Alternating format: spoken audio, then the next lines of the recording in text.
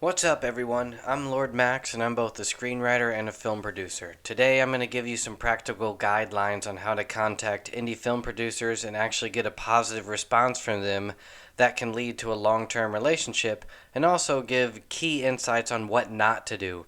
Because many of the writers who reach out to me have made the same mistakes, and they're so major that I'll probably never work with them again, or just ever in general, and I'll most likely never recommend any of their work to anyone else.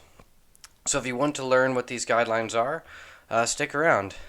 So basically, there's two directions to go. So you can either find a way for producers to find you and come to you, or you can find ways to reach out to them. So the first part I'm going to go over is how they can find you, what you can do to take steps to do that. So as a writer, I've been discovered through two primary methods. The first one is posting short scripts, and the second one is publishing my work online. And I do the way I do it is two specific ways. I post short scripts onto Inktip, and the way I publish my work is through comic books and novels and web comics and articles and short stories online through my own website or blogs. Um, anyway, so if you're a screenwriter and you want your feature screenplay or your TV pilot or whatever to get discovered, uh, there's always screenwriting competitions. However, these are expensive, and there's a lot of competition that's honestly probably better than you, and it takes a long time before you ever get any results or traction because these, if you want to send to multiple competitions, that's expensive, and then you have to wait months for them to actually get the results. And then, once you get the results, there's no guarantee you'll get anything out of it. I mean, best case scenario, you either become a finalist or win. And you may get some kind of cash prize or a meeting with executives or maybe even an option deal or get a short film produced out of it. But rarely, even for winners, does it actually turn into anything tangible or like a produced feature. Um, and a lot of the things that you can get out of these screenplay competitions, you can actually take the methods that I mentioned in this video and pretty much get the same result. So what I suggest is take your best work, meaning if you write feature films, try to convert that film, either a scene or an aspect or a character or something, and write it into a short script that you can post onto Inktip. And when I say Inktip, I mean inktip.com. I believe I've mentioned this in other videos, but basically that's a website that is for producers and screenwriters, to where screenwriters post their content and producers go and try to find. They post what they need, and screenwriters can pitch to them, or it's mainly where like screenwriters post their scripts and then producers go and try to read scripts.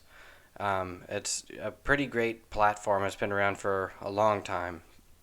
Um, and what I've been using it for years. I find although it's, you're not going to find many major, you're not going to find, can't think of a good, the biggest producers in the game on there. It's mostly indie people on there, but at the same time, these are, just because they're independent film producers doesn't mean they don't produce big movies. You'll find a lot of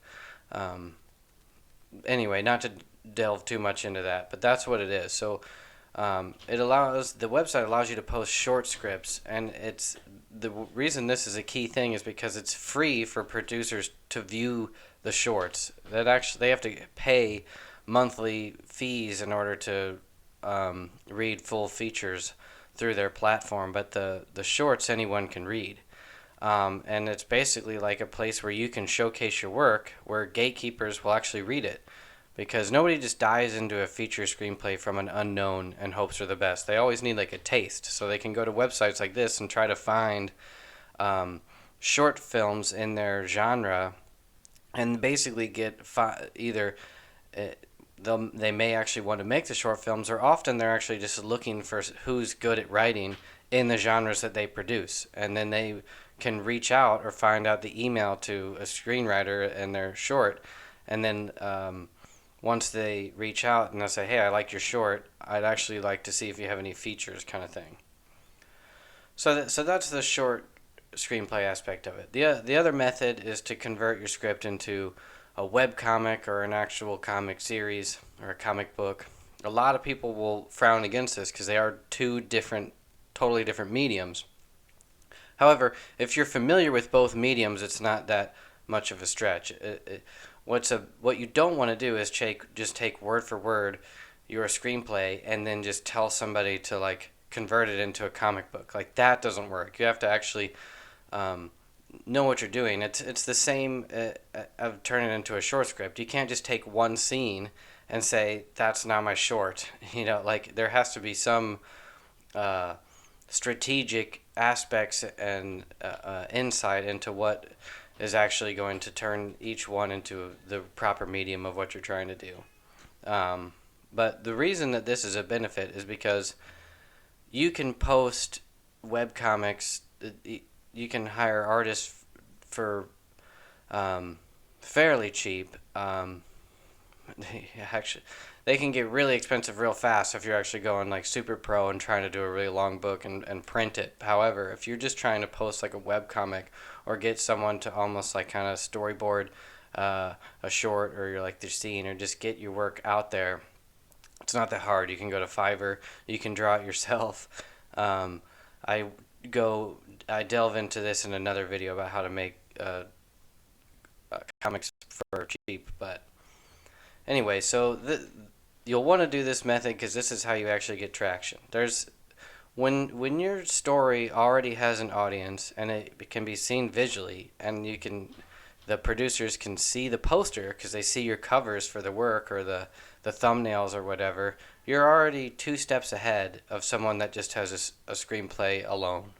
If you have a story and you can see, and it can be done in multiple mediums, and you can actually just do that yourself. Like, ultimately you'd want your story to be, it's a movie, but also there can be a prequel, a sequel. It can be turned into a TV series.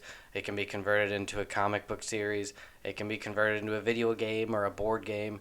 You can often, in order to build an audience, start doing those methods yourself and start converting characters or whatever, or off short stories of your grander story into a short script, post it into a one-shot comic book, things like that, to start to build the audience.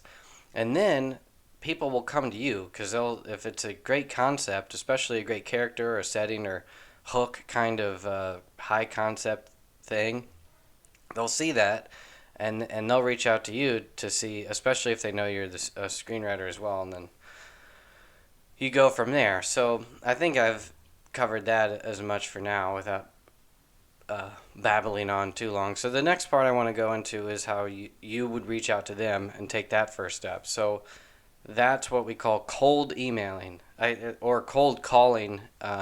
However, it's so rare and that no one answers their phone anymore, and everyone has a cell phone. And no one gives that away for free.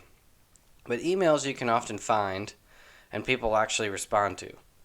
So the cold emails are a double-edged sword because if you do it right, it can be really easy and really powerful.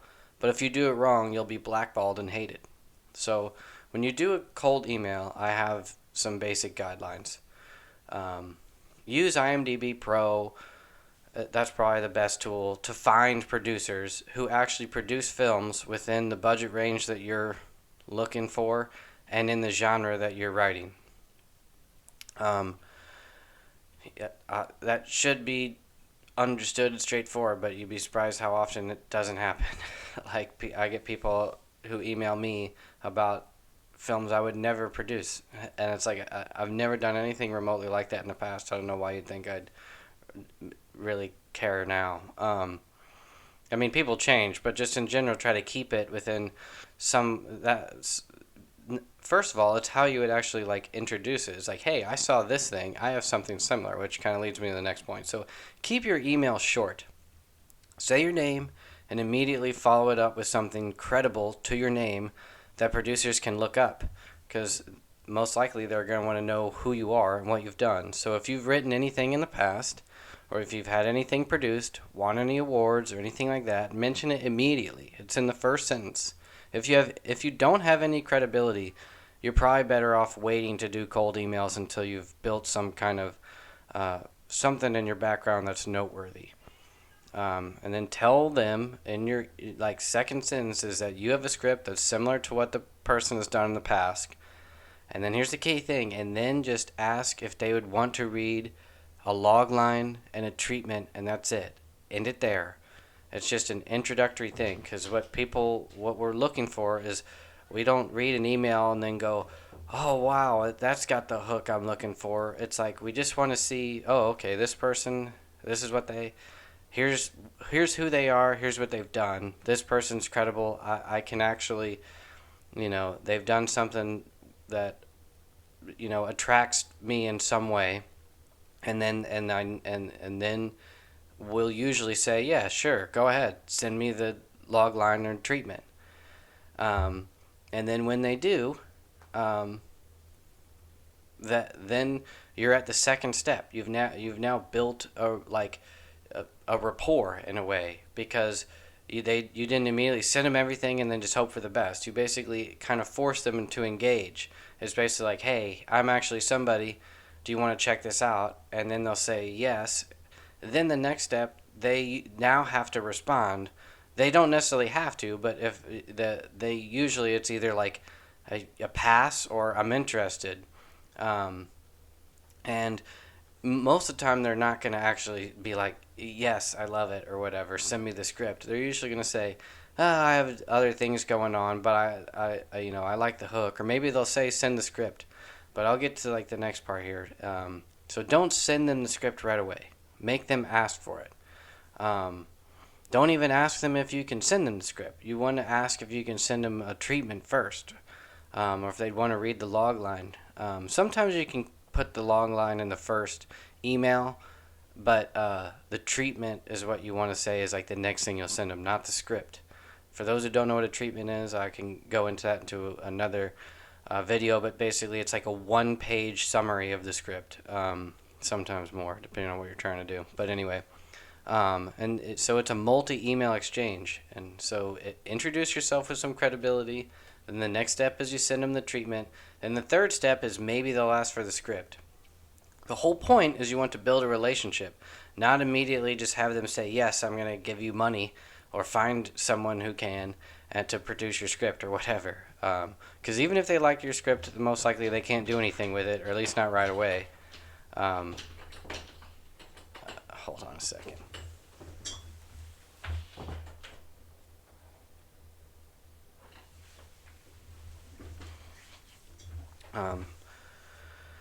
But so, sorry about my cat, always, every one of these videos. But, so most of us have years worth of projects in the pipeline at any given moment, but we're always looking for more. So the point being is like whenever they're, most of the time what you're doing is going to be a multi-year process anyway. So it's okay if things go slow. So that leads me to like my final point, and this is the things that you should never do, and that's overstaying your welcome. You can never call a producer names or threaten them or repeatedly email them insisting that they read your script. If a producer doesn't respond, don't reach out again. Even if they respond asking for the treatment, but then don't respond after that, just let it hang. Don't repeatedly email them and saying, okay, well now do you want to read the script? Hey, yeah, I haven't heard from you in a while. Like, just let it alone. Best case, it would be just to reach out again when you have another script, because at least this time, you have some form of rapport. That's the only time you should ever reach out a second time, is if the producer at least responds back once. And then if the producer tells you they like your writing but not the project, now you're like in. Now you've actually built a relationship because they like something that you've done. Most of the time, we don't immediately say, I don't know you, but I love the hook, I love the script, let's go. It's usually like, all right, I like your writing. Hit me up when hopefully so all your other projects go well or whatever, and uh, you know reach out to me whenever you have something else. Or they'll even say, hey, I'm looking for something that's in this kind of thing. Do you have something that's specific to this? Do you have, you know, I was producing horror, but now I'm actually just trying to produce like heist movies or something like that. So um, that's the goal of what you're trying to do, is basically start the relationship and then build it over time, not immediately have someone read your script and love it. Like for some reason it's like people go into, like, they reach out and it seems understandable at first, but then immediately everything goes off the rail. I mean, I can count dozens at least of like of the, I don't have that, my phone's not off the hook, my email, but like those that reach out to me, I want to say more than half of them break these rules and immediately just like go off the deep end as soon as I don't respond to them in the way they were expecting, you know. And that's what I'm saying. Like, don't ever call anyone names and don't harass or whatever, because once that happens, it's over for you. Now, anything, I'll go out of my way to ensure that you don't see success, as opposed to just ignoring you altogether. It'll be like, no, if someone brings them up, it's like, no, this person is not a nice person, and they, and even, well, anyway. So anyway, so through these methods, as a writer, I've connected with some of the biggest producers in the game, not just indie producers. I'm big time to work with everything. You see these movies in the theaters and all that, but I did that because I have built up a little bit of credibility to my name over the years, and I've always been polite, and I've never overstayed my welcome. And because of that, things get a little bit easier as I go forward. And that's how you end up actually with now in-person or phone call kind of meetings. Is it can start out with just them discovering you, or you just politely reaching out to them. And I'll go into a whole nother video on this subject, but like the whole key thing that both sides are looking for is producers have something valuable to writers, but writers all also have something valuable to producers, and you have to make it clear that you have something as valuable that they will want. If you don't, you're just um, working backwards. So that's why all these steps are important and make sense. Is you have to write in the genre that they're looking for. You have to actually, have something that's good enough, professional at least. But anyway, I think that's all I have on the subject for now. I can dive deeper into any aspect of this in other videos if there's any interest. Otherwise, take it easy. Thanks.